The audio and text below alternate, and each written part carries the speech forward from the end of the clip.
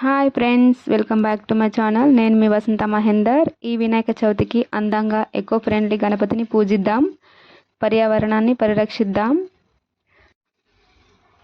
ఇలా పర్యావరణాన్ని పరిరక్షించడంలో నా యొక్క చిన్న ప్రయత్నమే పసుపు గణపతిని తయారు చేయడం. ఈరోజు వీడియోలో పసుపు గణపతిని ఎలా తయారు చేయాలో చూసేద్దాం. దానికోసం ఒక మిక్సింగ్ బౌల్లోకి 1 కప్పు మైదా పిండి, 1/2 కప్పు పసుపుని తీసుకొని ఉండలేకుండా వాటర్ యాడ్ చేస్తూ కలుపుకోవాలి. పసుపు ఒక్కటే యాడ్ చేస్తే పగులు వస్తాయి కదా, అందుకే మైదా కూడా యాడ్ చేసుకోవాలి. తర్వాత ఇలా బాల్స్ లాగా చేసుకోవాలి. పెద్ద బాల్నేమో స్టమక్ లాగా యూస్ చేయాలి. మిగతావి ఒకటి ఫేస్ కోసం, ఒకటి బేస్ కోసం, ఇంకో 2 చెవుల కోసం, ఇంకో 2 హ్యాండ్స్ కోసం, ఇంకో 2 లెగ్స్ కోసం, ఇంకోటి తొండం కోసం, ఇలా అన్ని రౌండ్స్గా చేసి పెట్టుకోవాలి. ఆ తర్వాత మీడియం సైజ్ బాల్లోంచి ఒక బాల్ తీసుకొని ఇలా చేతిలో ప్రెస్ చేసుకొని ఇలా బేస్ లాగా పెట్టుకోవాలన్నమాట.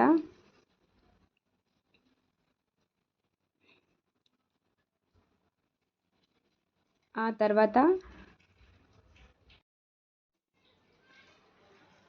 పెద్ద బాల్ తీసుకొని స్టమక్ లాగా అతికించుకోవాలి.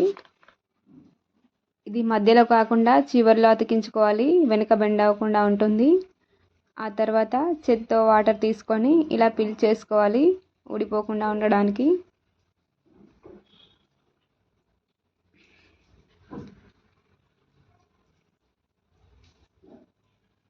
ఆ తర్వాత మీడియం సైజ్ బాల్లోంచి ఇంకో బాల్ తీసుకొని ఇలా ఫేస్ కోసం యాడ్ చేసుకోవాలి. మంచిగా ప్రెస్ చేసుకోవాలన్నమాట. ఆ తర్వాత లెగ్స్ కోసం అండ్ హ్యాండ్స్ కోసం చేసుకున్న బాల్స్ని ఇలా స్ట్రైట్గా చేసుకొని కింద చివర్లో ప్రెస్ చేసుకోవాలి. హ్యాండ్స్కి అయితేనేమో వీ షేప్లో చేసుకోవాలి, లెగ్స్కి అయితేనేమో కింద కొంచెం ఇలా వెనక్కి ప్రెస్ చేసుకుంటే సరిపోతుంది.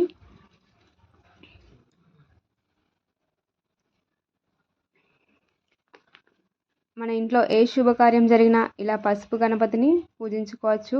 మనం ప్రథమంగా వినాయకుడినే పూజిస్తుంటాం కదా, అలా ప్రతి పూజలో ఇలా అందంగా వినాయకుడిని రెడీ చేసుకొని మనం పూజ చేసుకోవచ్చు. ఆ తర్వాత అలా ప్రెస్ చేసుకున్న బాల్స్ని బాడీకి అతికించుకోవాలి. వెనక బెండ్ అవ్వకుండా సరిగ్గా అతికించుకోవాలి. ఆ తర్వాత హ్యాండ్స్ కూడా అతికించుకొని అందులో బాల్స్ పెట్టేయాలి, లడ్డు లాగా అన్నమాట. ఆ తర్వాత ఇంకో చిన్న పిండి ముద్ద తీసుకొని కిరీటం లాగా కూడా అతికించుకోవాలి. కిరీటానికి 2-3 స్టెప్స్ పెట్టుకుంటే అందంగా కనిపిస్తుంది కదా. ఆ తర్వాత తొండం కోసం మనం ఇలా చుట్టుకొని స్ట్రైట్గా అనుకొని చుట్టుకొని పెట్టేసుకోవాలన్నమాట. వాటర్తో మంచిగా ఫిల్ చేసేయాలి.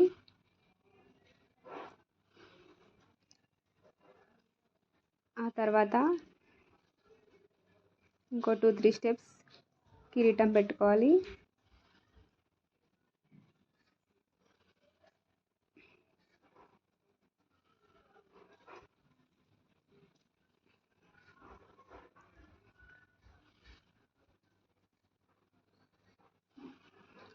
ఆ తర్వాత కళ్ళ కోసం అయితే నేను లవంగాలు వాడుతున్నాను.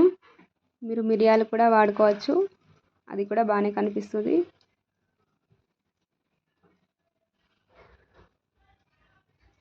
ఆ తర్వాత నేనైతే జంజరం కోసం ఇలా దారంతో ముందే రెడీ చేసి పెట్టుకున్నాను. ఆ తర్వాత వినాయకుడి ముందు పెట్టడానికి ఒక చిట్టి ఎలక అండ్ ఒక పళ్ళెంలో ఉండ్రాళ్ళు కూడా మనం రెడీ చేసుకోవాలి. చూడండి ఎంత బాగా రెడీ అయిందో మా వినాయకుడు. మీకు నచ్చినట్టయితే వీడియోని లైక్ చేయండి అండ్ సబ్స్క్రైబ్ కూడా చేసుకోండి. Thank you for watching my video.